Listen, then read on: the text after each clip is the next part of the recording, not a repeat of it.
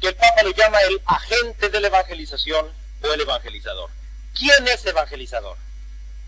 Primero afirma el Papa, toda la Iglesia es misionera y el deber de evangelización es de todo el pueblo de Dios. Es la afirmación base. Pero luego viene una aclaración. Unidad de misión de todos, pero diversidad de tareas. En el pueblo de Dios no todos hacen lo mismo. El cuerpo de Cristo es un cuerpo orgánico y jerárquico, compuestos de órganos que tienen funciones diferentes. El pueblo en su conjunto es el evangelizador, pero no cada parte ni cada órgano tiene la misma función en el cuerpo. Como en el organismo, una función tiene la cabeza, otra las manos, otra los pies, otra los órganos internos. En su conjunto, el sujeto global de la evangelización es el pueblo de Dios. Por eso es un acto eclesial. Es la comunidad eclesial en su conjunto la llamada a evangelizar. Aunque sea una parte concreta la que hace la acción inmediata, pero ese es a nombre de la Iglesia y en comunión con la Iglesia. Y no cada quien tiene la misma función y la misma tarea. Por eso hay que distinguir el testimonio ocasional y el ministerio estable. El testimonio ocasional, primero, de vida cambiada. Que una persona tiene una vida en tal forma que provoca en los demás una pregunta: ¿por qué es así? ¿Por qué vive así? ¿Qué o quién lo inspira? Testimonio de vida antes de abrir la boca. Y es la oportunidad cuando una persona es tocada por el testimonio de vida. ¿Por qué vive así? ¿Por qué habla de esta forma? ¿Por qué tiene esta escala de valores? ¿Por qué tiene esta mirada? ¿Por qué tiene esta vida? Es como la rendija por la que nos metemos y, como dice San Pedro, damos razón de nuestra esperanza. Ser testigos del Dios de las maravillas, de la obra maravillosa del que nos ha trasladado de las tinieblas al reino de su Hijo amado. Y así es el testimonio de vida y el testimonio ocasional de palabra. En este sentido, todos son evangelizadores. Y no necesitan permiso de nadie, ni misión dada por nadie. El que ha encontrado al Señor, como decía San Juan, no puede no comunicar lo que ha visto y oído. Pero es distinto el ministerio estable de evangelización. El ministerio estable lo tienen en primer lugar los ministros ordenados. O como se dice en el marco de la Iglesia Católica, el ministro con orden sagrado. Y el seglar, ¿cuál es su tarea en la evangelización? El seglar tiene 3 campos de evangelización. Primero, el testimonio de vida y testimonio ocasional de palabra. En ese sentido, todos están llamados a ser evangelizadores. Y es el gesto inicial de toda evangelización. Porque antes de abrir la boca, hay que mostrar con la vida que el Señor ha entrado y la ha cambiado. Segundo, que es propio y peculiar del seglar y nadie lo puede sustituir. Lo que ya decía el concilio, la restauración y animación cristiana del orden temporal. Por eso dice el Papa, hablando de la evangelización de los seglares en el número 70 del Evangelii Nuntiandi: los seglares, su vocación específica es el corazón del mundo y tienen su forma singular de evangelización. Su tarea primera e inmediata no es la institución y desarrollo de la comunidad eclesial, porque esa es función específica de los pastores, sino el poner en práctica todas las posibilidades cristianas y evangélicas, escondidas, pero a su vez ya presentes y operantes en las cosas del mundo. Por lo tanto, su campo propio de su actividad evangelizadora es el mundo vasto y complejo de la política, de lo social, de la economía, la cultura, las ciencias y las artes, la vida internacional, los medios de comunicación de masas, el amor, la familia, la educación, el trabajo profesional, el sufrimiento. Y en ese campo, el seglar es insustituible. Y evangelizar ahí no significa necesariamente hablar de Cristo, sino que la estructura temporal humana civil, política en la que está, se restaure, es decir, todo lo que hay de mentira, todo lo que hay de injusticia, todo lo que hay de error, todo lo que hay de engaño, se supere, se sanee, se restaure. Y después sea animado explícitamente con principios evangélicos. Y en ocasiones quizá no hablará nunca de Cristo, pero haga que la política funcione para lo que está hecha, el servicio de la comunidad civil, que la educación, que el comercio, que la banca, que las ciencias, que la técnica, que los medios de comunicación.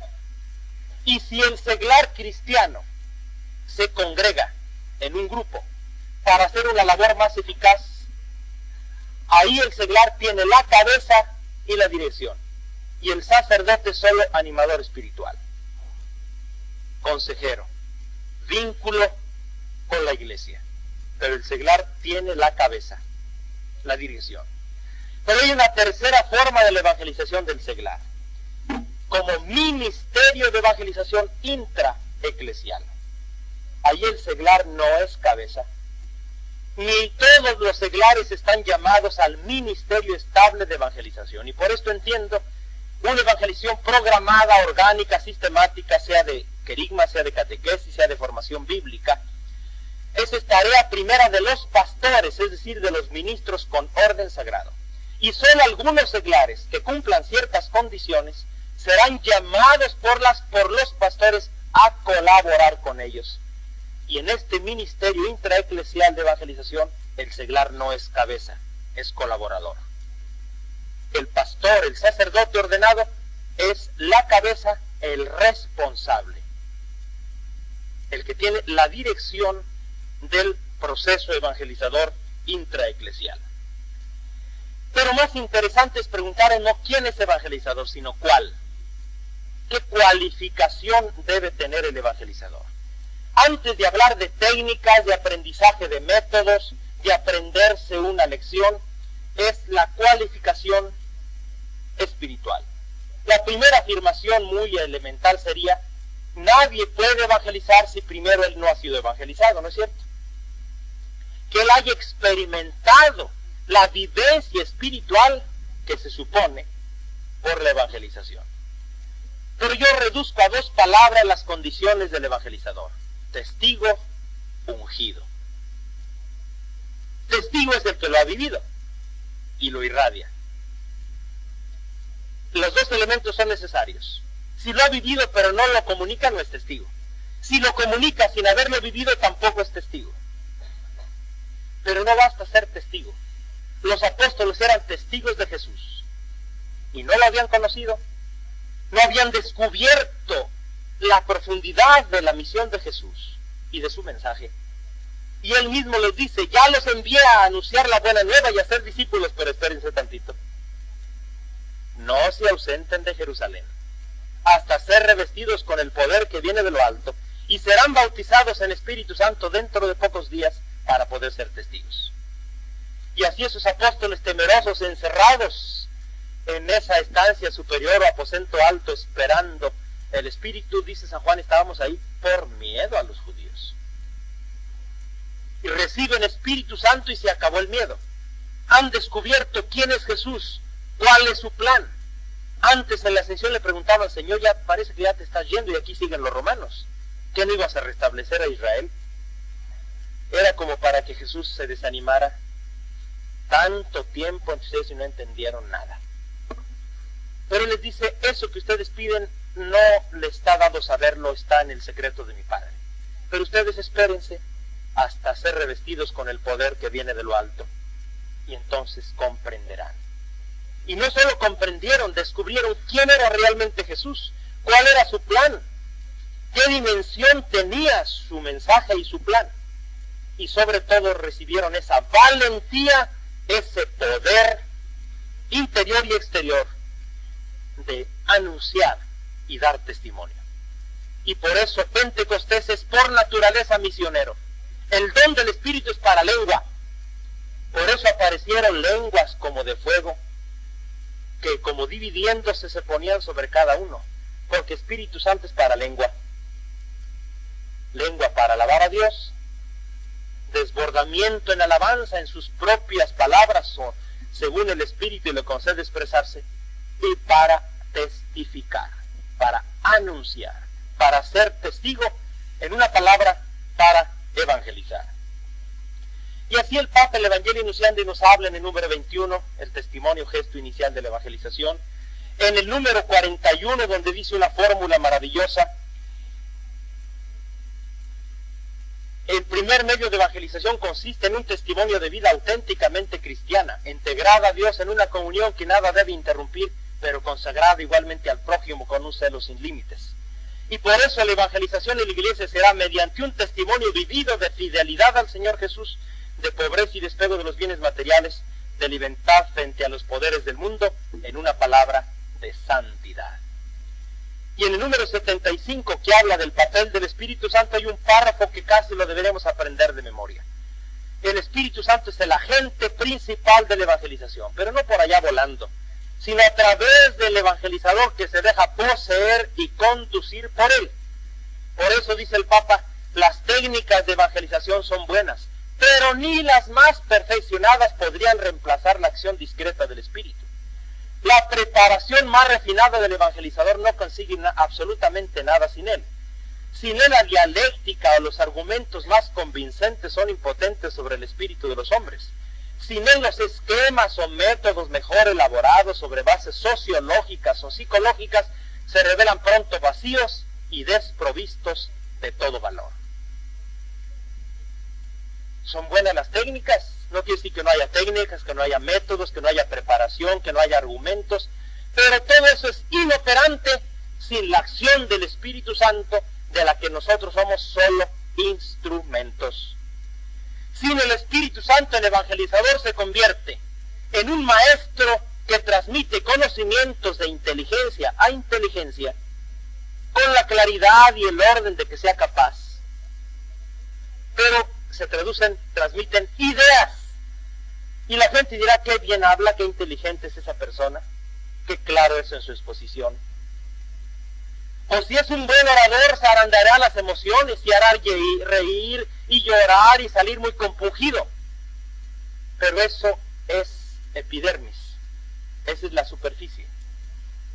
Un buen orador puede hacer eso en un auditorio y parecer que tuvo una profunda experiencia espiritual, y no, es la corteza de la emotividad. Solo el evangelista ungido toca el corazón y el espíritu y lo transforma como instrumento del Espíritu Santo. Por eso, cuidado de ir a formarse como evangelizadores en las academias de Dale Carnegie. Sino el evangelizador se prepara a los pies de Jesucristo y con la moción del Espíritu Santo. Y las técnicas y la preparación son buenas después de, no en vez de, el Espíritu Santo. Todo lo que sustituye al Espíritu es estéril e ineficaz. Y luego el mensaje, el contenido. Pero el mensaje será distinto según se trate del primer anuncio, se trate de catequesis, de formación bíblica, de homilía, de teología, de exégesis bíblica científica. El contenido del mensaje será diverso.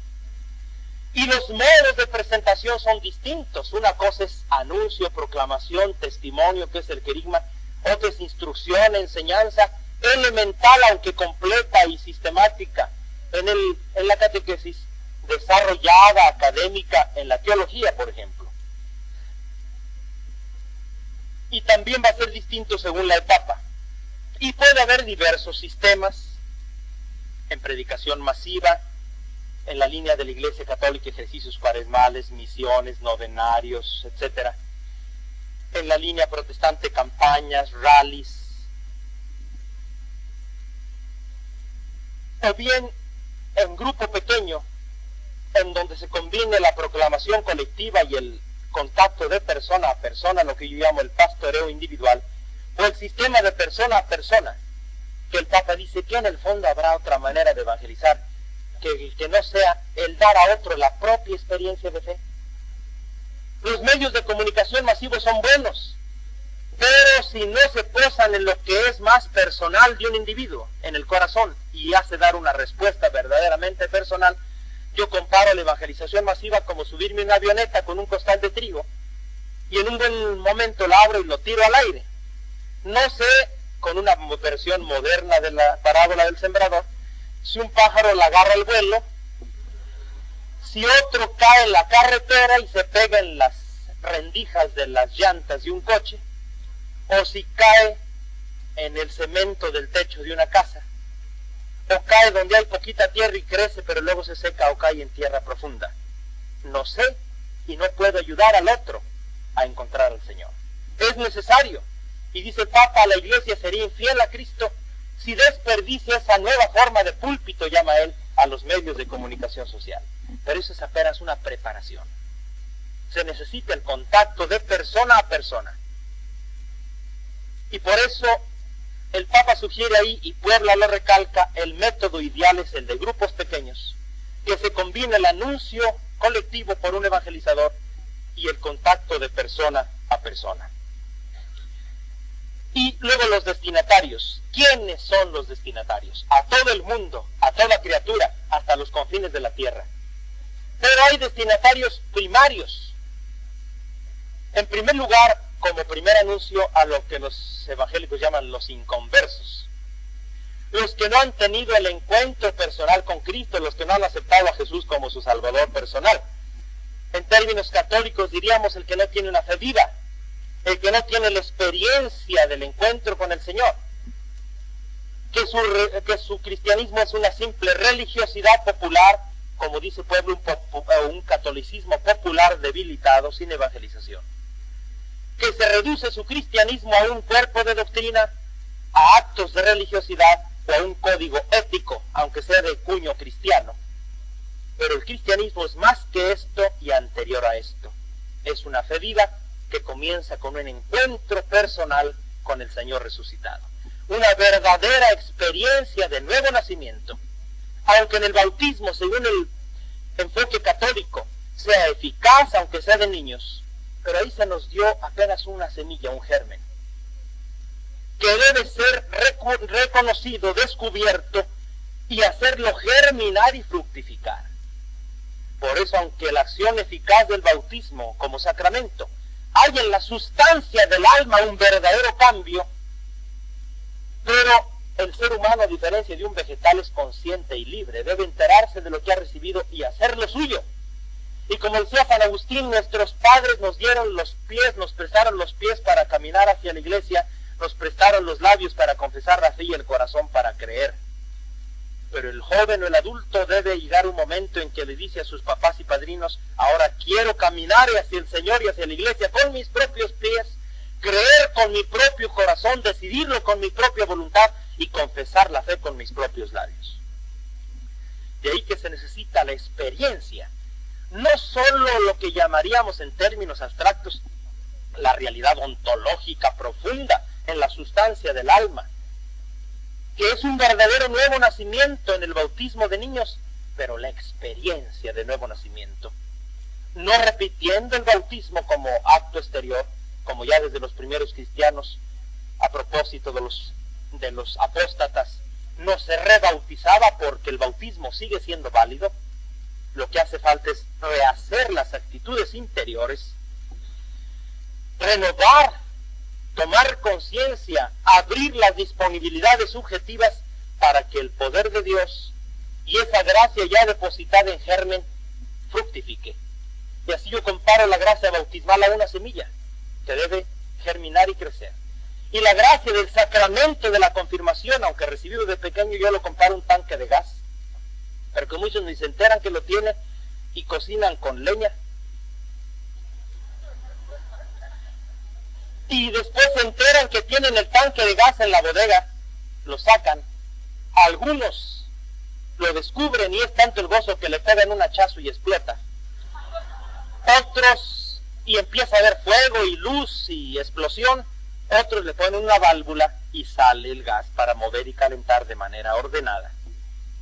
Y no es otra cosa el bautismo en el Espíritu Santo, en la renovación, sino enterarnos de ese tanque de gas y liberar el poder de Dios ya dado a nosotros, en el sacramento de la confirmación.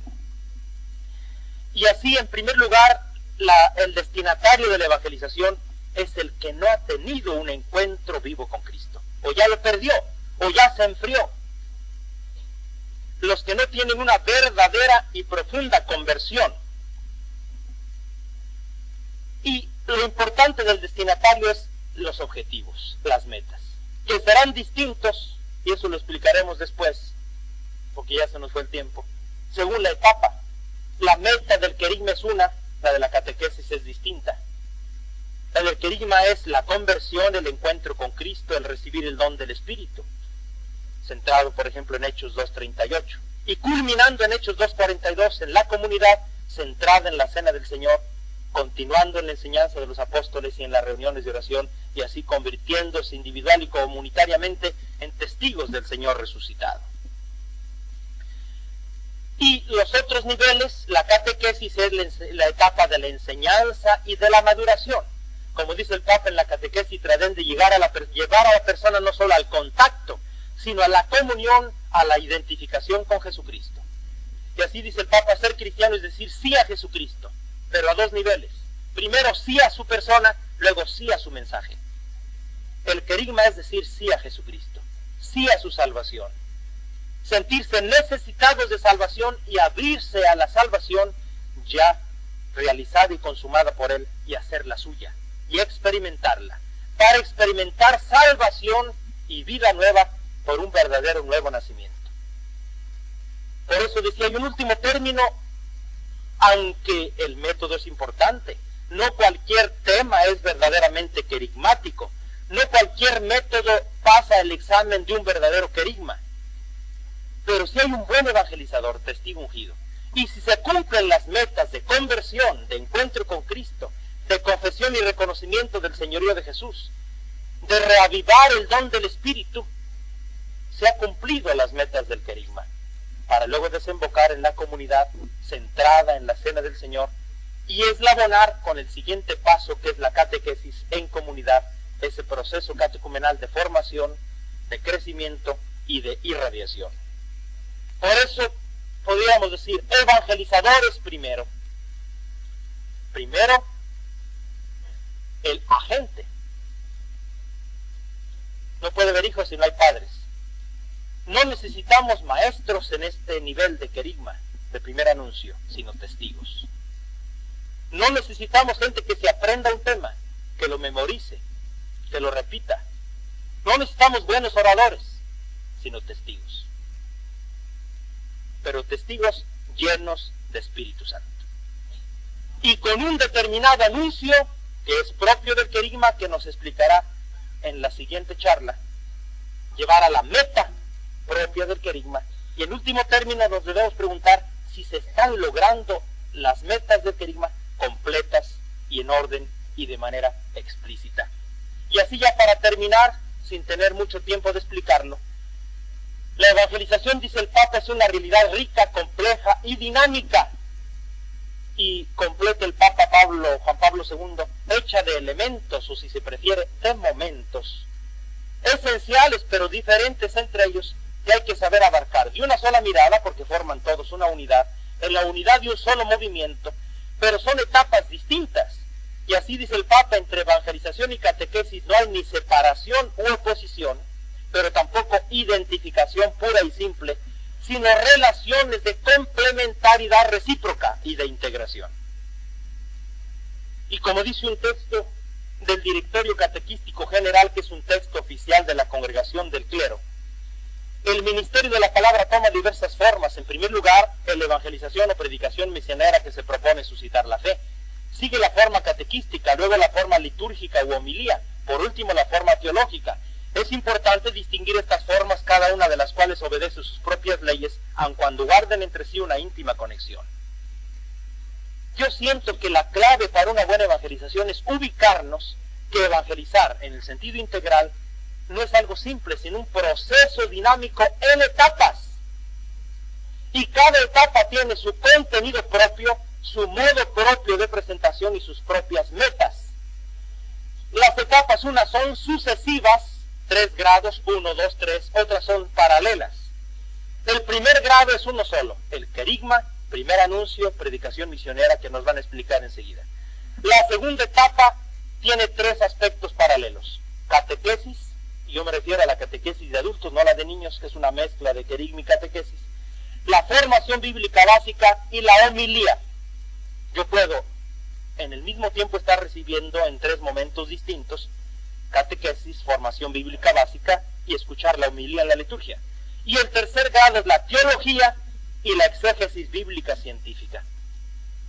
El distinguir estas etapas sucesivas o paralelas y entender bien su contenido de mensaje o de enseñanza, su modo propio de presentación, que es distinto el del querigma, el de la catequesis o el de la teología, y las metas distintas, ahí no nos pasará como aquellas latas que una tiene peras. Uno habla de tema querigma, otro de tema catequesis, otro de tema formación bíblica, o algo que tomó poquito de todo, cóctel de frutas. Sino cada nivel, cada etapa debe ser cumplida por sí misma, y como dice ese documento de la Santa Sede, tiene sus propias leyes que hay que conocer y respetar. Esto parece una cosa muy teórica, simplemente de erudición, pero aquí, según sé, son líderes en alguna forma, y deben tener nociones claras de qué es esto, porque si no, no saben a dónde van. No saben cómo programar y planificar su ministerio de la palabra. No saben tener un punto de referencia para constatar si están cumpliendo esa misión de la iglesia, que es la evangelización. Y esto, preguntarse: ¿estoy yo evangelizado? Dentro del marco de la renovación se está cumpliendo una evangelización completa, y la evangelización misma es una fuerza evangelizadora al servicio de la iglesia. Desgraciadamente este tema es demasiado denso por muy poco tiempo. Esperamos que hayan quedado algunas ideas suficientemente claras. Ahora tienen unos minutos, 15 minutos de diálogo Phillips, que llamamos, de 4 personas, 2 de adelante con 2 de atrás, en esta forma. No es diálogo propiamente, sino cada quien habla unos 3 minutos de lo que entendió, de lo que le impactó, de lo que le cuestionó, y los otros solo oyen. Luego habla el segundo, el tercero y luego el cuarto. Y hasta ya que habló el cuarto, dialogan. Porque si no, los más habladores o los que son más inteligentes o se lo creen, hablan todo el tiempo, y otros tímidos o que creen que tienen menos formación están callados. No es que otro enseñe a otro, sino que cada quien no deje pasivamente lo que recibió, sino que al expresarlo lo clarifica. No más de 4. Si uno quedó de viudo solo, un quinto emigra a donde hay un grupo de solo 3. 4. Hablando unos 3 minutos cada uno, 3 por 4, 2, y nos quedan 3 más para un diálogo. Y es apenas dejarlos picados para que después le sigan. Aquí es nomás clarificar un poquito, que no quede de manera pasiva lo que acaban de recibir. Entonces, 2 contra 2, o 3, pero no 5 ni 6, 3 o 4, dialoguen.